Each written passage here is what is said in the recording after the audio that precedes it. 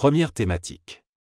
La mission du Fonds monétaire international est venue réaliser une mission préparatoire à la deuxième Eurovie. Et donc aujourd'hui, ils sont venus rendre compte aux autorités de la Troïka politique des principales conclusions de leur mission. Donc ce qu'il faut retenir de cette réunion, c'est qu'ils ont fait un tour complet de la situation budgétaire ainsi que des principaux engagements qui a été pris dans le cadre du programme.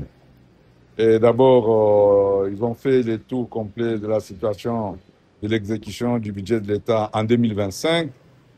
Et il a été constaté, ils ont constaté justement avec bonheur que les recettes, les prévisions de recettes, de réalisation en termes de recettes sont en ligne avec les prévisions et confortées avec une marge.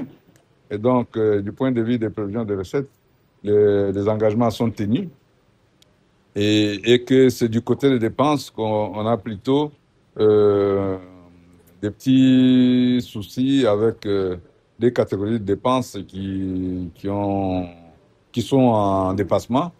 Il s'agit particulièrement des dépenses de rémunération et des dépenses sécuritaires.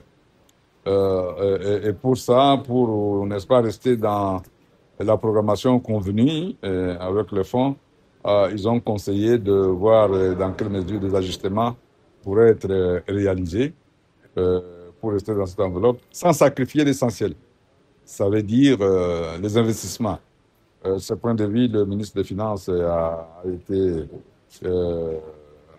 clair qu'effectivement, les ajustements peuvent être envisagés pour rester dans l'enveloppe, mais sans sacrifier les investissements qui sont le gage de la croissance et du progrès. Et en deuxième lieu, on a passé également en revue le budget 2026. Et là également, ce sont les mêmes problématiques.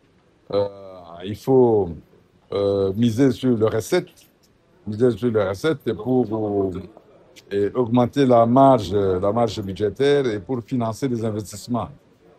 Je crois que le fonds et les autorités ont parlé le même langage. Et ils sont également revenus sur les réformes des finances publiques qui étaient convenues. Et avec bonheur, ils ont constaté que toutes ces réformes ont été remplies. Il s'agit notamment de la mise en place de l'opérationnalisation de la Direction générale des trésors et de la comptabilité publique, avec le recrutement des comptables publics qui ont été déjà nommés. Et le personnel a été déployé. Il reste juste leur installation dans les locaux qui sont en cours de négociation.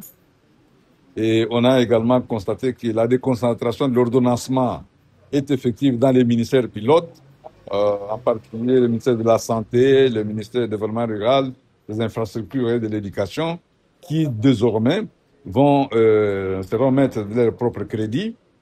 Et on est revenu également sur la question des 6 communes.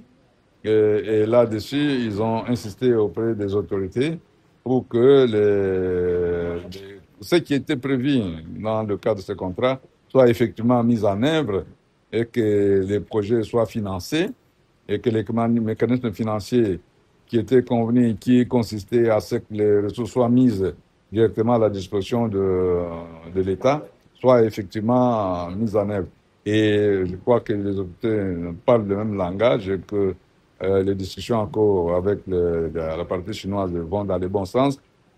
Ils ont également donné quelques conseils en ce qui concerne le processus de l'Eurobond que le ministre des Finances, avec l'appui des plus hautes autorités, ont convenu de lancer pour financer des infrastructures structurantes, étant donné que nous avons un gros déficit en cette matière.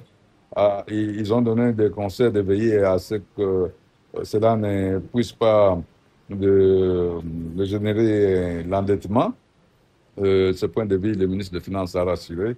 Et donc voilà, globalement, la mission part avec une note de satisfaction que l'essentiel des engagements ont été tenus.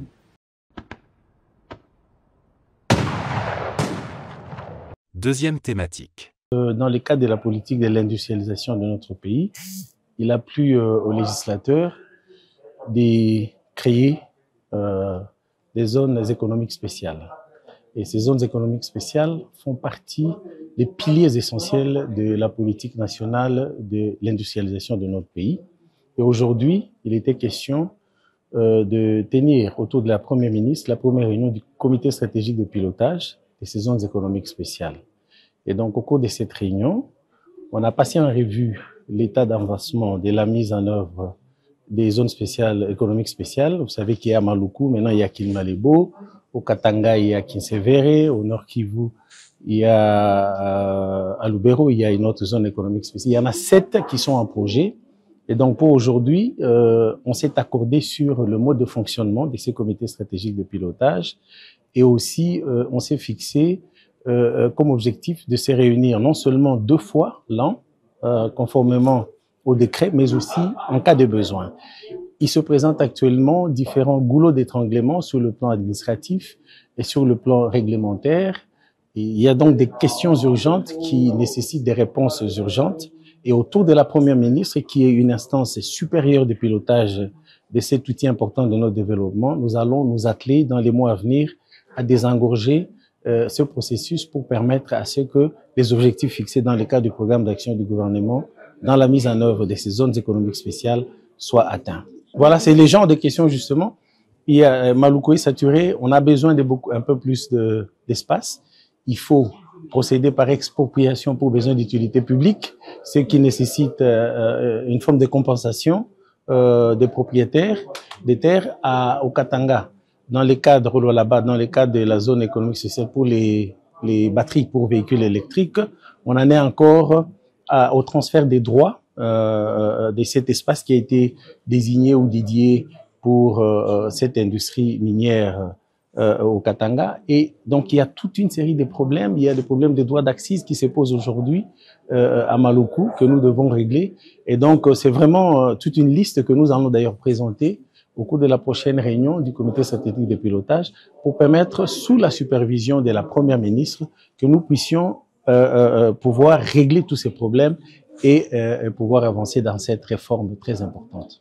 Vous pouvez aller à Maluku aujourd'hui, l'usine de fabrique des carreaux qui sont exportés. Et aujourd'hui, j'ai rencontré le promoteur qui m'a informé que non seulement ces carreaux sont vendus à l'étranger, notamment au Congo-Brazza, où ils occupent 80% du marché des carreaux, mais aussi une bonne partie est consommée ici localement. Nous avons l'usine Pepsi et d'autres industries pharmaceutiques qui sont opérationnelles. Donc, les emplois sont en pleine création et c'est cet élan-là que nous voulons poursuivre parce que l'industrie doit d'abord assurer la création des emplois et tout en réglant la question de la souveraineté économique. Donc, nous voulons que dans les zones économiques spéciales à venir, qu'il y ait de plus en plus des nationaux aussi qui occupent ces espaces pour pouvoir participer à cet effort de développement.